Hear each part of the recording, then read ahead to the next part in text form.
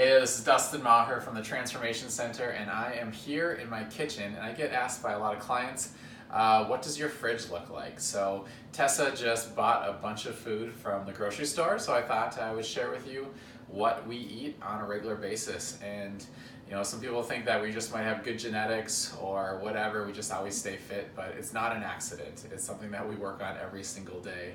And we're not perfect by any means, and you don't have to be perfect, but you do the right thing most of the time, and generally you're going to be pretty fit and healthy. So come on into the refrigerator.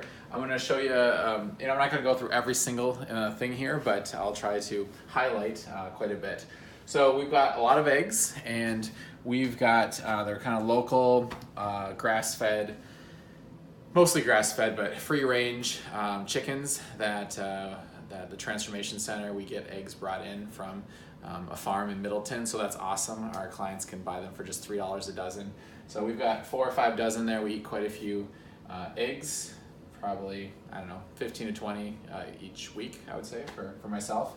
And then we've got yogurt, and Greek yogurt is definitely the way to go. It's got 2 to 3 times as much fat in them, protein than regular yogurt.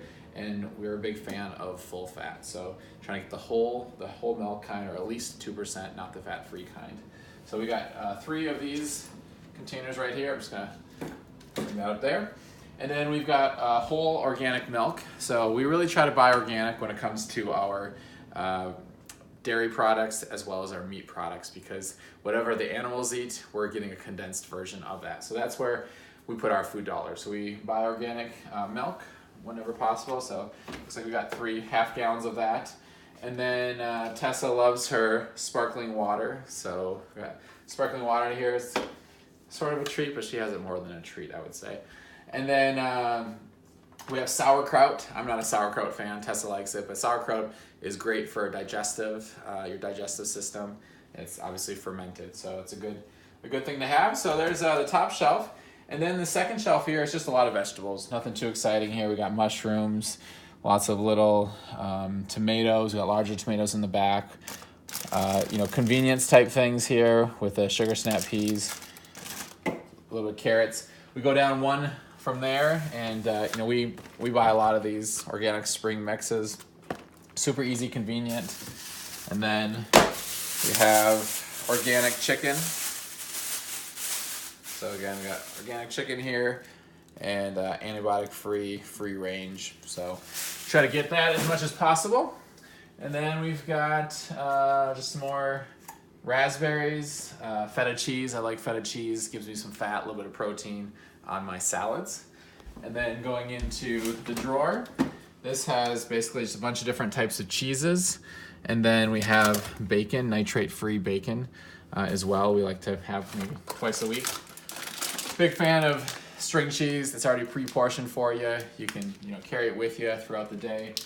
Have it in the car if it's not too hot in the car. And then we've got just a lot more vegetables here. We got bok choy, different kinds of peppers, cucumbers, more sugar snap peas. And then down here we have pomegranates, oranges, and apples. So pretty standard. We've got a bunch of condiments here. I'm not going to go over all these, but we have, we get a few different types of butters, but it's just a hand-rolled butter. I'm not sure if it's local, but we try to get local when possible. And there's just cream and salt. Only 2 ingredients. Butter's great for you in moderation. Don't get the I can't believe it's not butter crap. All right, the real stuff is what you should have. So we have that. Again, more milk. Tessa drinks a little bit of almond milk instead, or coconut milk. She doesn't do too much regular, and many people don't respond very well to regular milk, so got the almond milk there. Over here, just a few things I want to show. We have our peanut butter, natural peanut butter that just has peanuts and salt. Those are the only 2 ingredients you should have in peanut butter. If there's anything else, toss it out and buy the real stuff.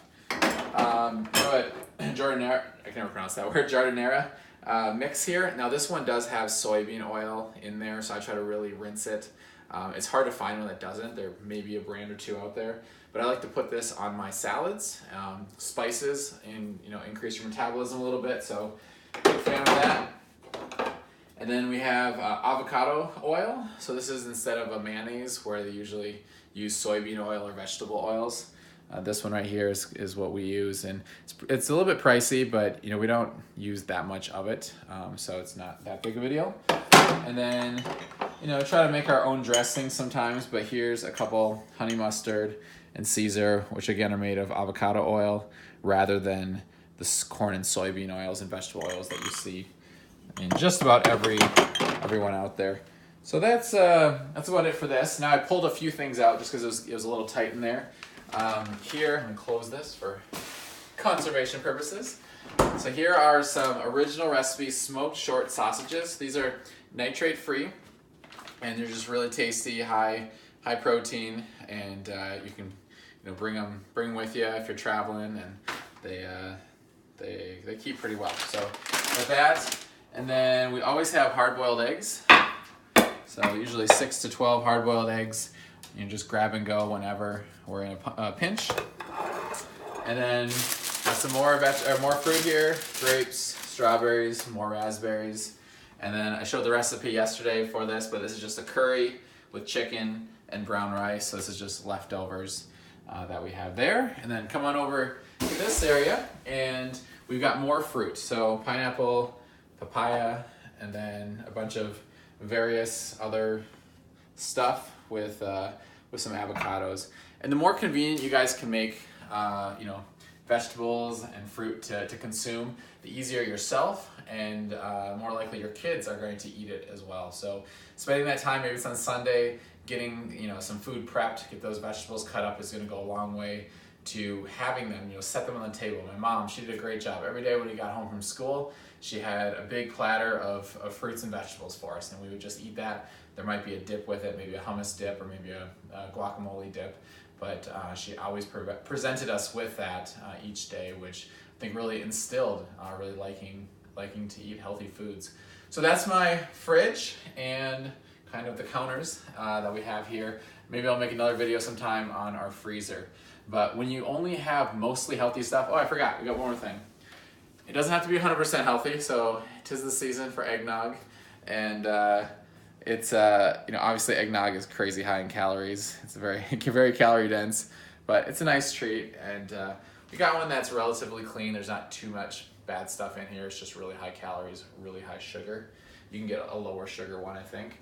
But again, you don't have to eat perfect all the time, but the more consistent you can be, the cleaner you can have your pantry. I'll do a video sometime on my pantry too. The better off you're going to be, the less temptations you're going to have, the less willpower you have to use, and it just becomes a lifestyle that you get used to. So hope you guys found that helpful, interesting. Share it, like it, comment, share some things that maybe are in your refrigerator that I don't have that's good for you, and let's have a discussion. So thanks a lot for watching, and have a great day.